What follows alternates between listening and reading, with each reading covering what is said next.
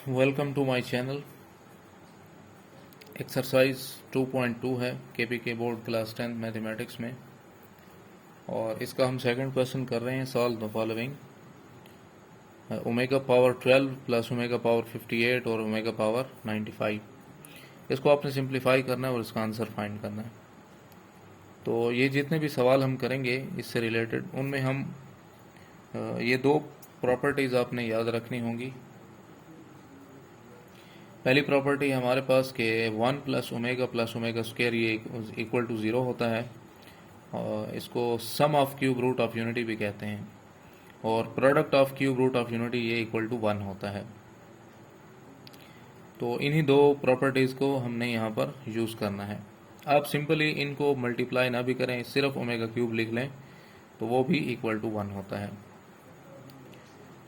तो ओमेगा की जहाँ पर पावर हमें 12 नज़र आएगी, या 58 होगी, या 95, तो इसको हम ओमेगा क्यूब में कन्वर्ट करेंगे ताकि उसको हम 1 बना सकें। तो यहाँ पर ओमेगा की पावर 12 है, तो इसको आप क्या लिख सकते हैं, 3 मल्टीप्लाई बाई 4।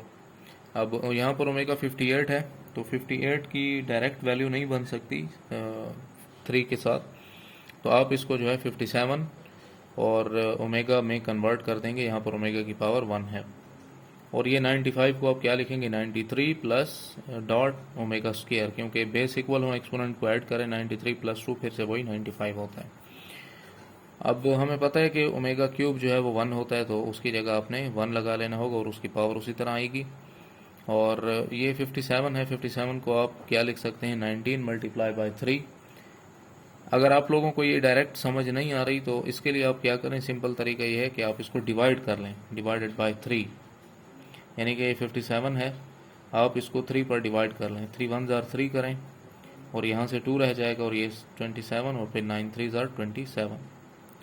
तो इस तरीके से देखें, हमें 19 मिल रहा है, तो 19 और 3 को 57 की जगह हम लिखेंगे, और ये डॉट ओमेगा उसी के साथ आएगा। इसी तरह जो 93 है, 93 को भी आप 3 पर डिवाइड करेंगे तो हमें क्या मिलेगा, 31 मिलेगा। इसी तरीके को आपने जो है दोहराना होगा, और ओमेगा स्क्वायर उसी तरह आएगा। ओमेगा क्यूब की जगह 1 लगा लें, यहाँ पर भी ओमेगा क्यूब की जगह 1 लगा लें, बाकी सारी वैल्यूज एज इट इज़ जो उसके साथ हैं वो उस तरह आती रहेंगी। 1 की पावर 4 1 होता है, और यहाँ 1 की पावर 19 1 आएगा, और उसके साथ ओमेगा मल्टीप्लाई करेंगे तो ओमेगा 1 जार ओमेगा होगा। यहाँ 1 पावर 31 है, तो 31 1 ही बनाएगा इसको, और omega square 1 jar omega square हो जाएगा। अब ये सारी टर्म्स आपस में ऐड हो रही हैं, तो sum of cube root of unity जो है वो इक्वल टू 0 होता है। तो ये हमारे पास इसका रिक्वायर्ड आंसर है। पार्ट नंबर 2 देख लें। पार्ट नंबर 2 में हमें गिवन है कि 1 plus omega minus omega square की होल पावर 7।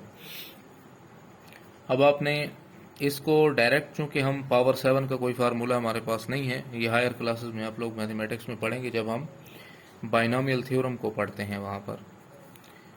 सो आप इसको सिंप्लीफाई करने के लिए इन दो प्रॉपर्टीज़ की मदद हासिल करेंगे, या ये जो sum of cube root of unity का फार्मूला है, इसमें जो मेरे पास टर्म है 1 प्लस ओमेगा, इसको हम रिप्लेस कर देंगे या इसकी हम वैल्यू बनाएंगे। इसकी वैल्यू कैसे बनेगी, 1 plus omega square is equal to 0 होता है, तो आप इस ओमेगा स्क्वायर वाली टर्म को इस तरफ शिफ्ट कर दें, क्योंकि ऑलरेडी एक ओमेगा स्क्वायर की वैल्यू मौजूद है, बल्कि एक ओमेगा स्क्वायर मौजूद है, तो आप दूसरा भी बना सकते हैं।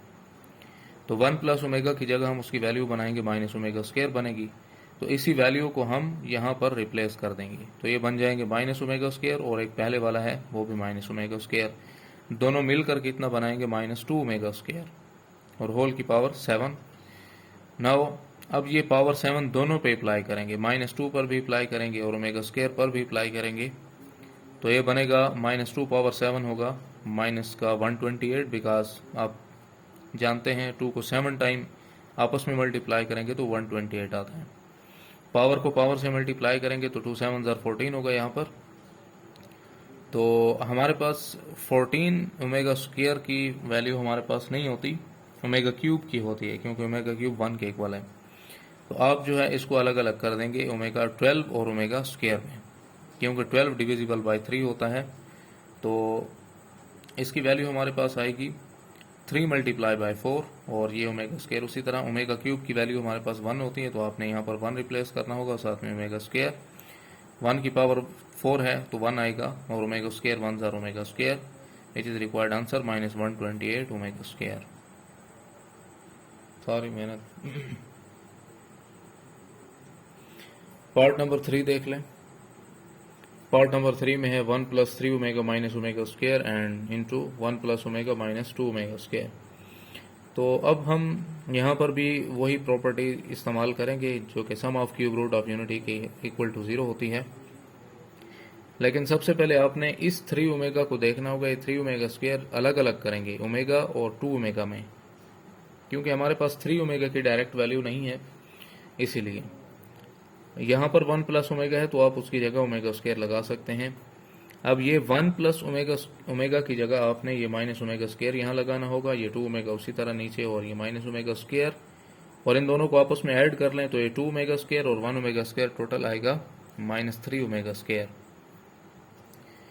नाउ अब हमारे पास ये माइनस ओमेगा स्क्वायर है और ये भी माइनस का 1 ओमेगा स्क्वायर है, तो ये टोटल कितना आएगा 2 ओमेगा स्क्वायर आएगा, और यहाँ पर 2 ओमेगा इसी को लिख लेंगे, और ये -3 ओमेगा स्क्वायर। अब आप ये -3 ओमेगा स्क्वायर इन दोनों वैल्यू से मल्टीप्लाई कर लें तो ये होगा 2 3 जार 6 -6 और omega into omega square omega cube होगा।